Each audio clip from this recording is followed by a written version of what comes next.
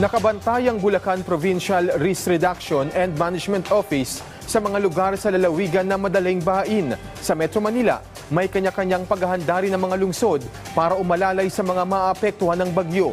Yan ang ulat ni Vel Custodio.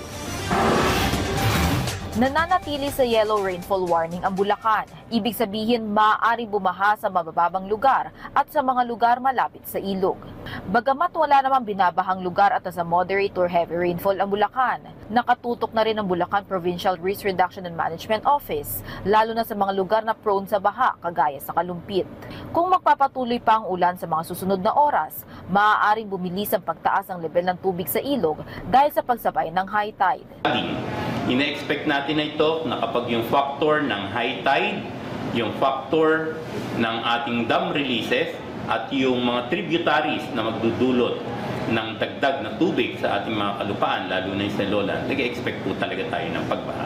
Ayon sa Bulacan Provincial Government, nag-pre-release na ng tubig ang ilang mga binabantayang dam. Paninigurado raw ito ng lokal na pamahalaan para hindi na makisabay ang pag-angat ng tubig sa dam kung sakaling bahain man ang ilang bahagi ng Bulacan dahil sa tuloy-tuloy na pag-ulan. Sa ngayon ay hindi pa umaabot ng spill level ang Angat. Pero ang Ipo Dam at ang Bustos Dam na kung saan ito ay hindi naman storage, na walang storage capacity ito o hindi reservoir na dapat matagalang pag-iipunan ng tubig, kundi meron lang itong miniminte ng tubig. So sa pagpapatuloy ng ulan, ito ay kinailangang mag-release. Kasalukuyang nasa signal number 2 ang Bulacan. Nananatili namang alerto at nakamonitor ang Bulacan PDRRMO, lalo na sa mga lugar na prone sa baha. Good to note, sa ngayon po ay wala pa na nakakaabot sa aming report, pero patuloy po namin itong minomonitor kung sa mga susunod na oras ay gagawin na po nila ang preemptive evacuation. Samantala, nakahanda na rin ang mga sasakyan ng mga LGU ng ilang lungsod sa Metro Manila, kagaya sa Valenzuela at Malabon City, para maghandog ng libreng sakay para iwas stranded. Itinaas na sa Tropical Cyclone Wind Signal number 2 ang Metro Manila.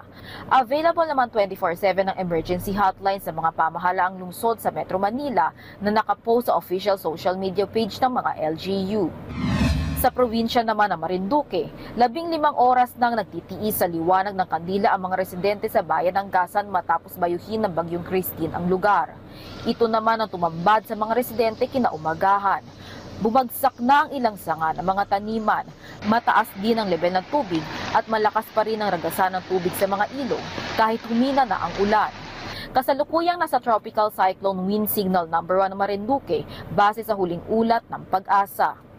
Vel Custodio para sa Pambansang TV sa Bagong Pilipinas.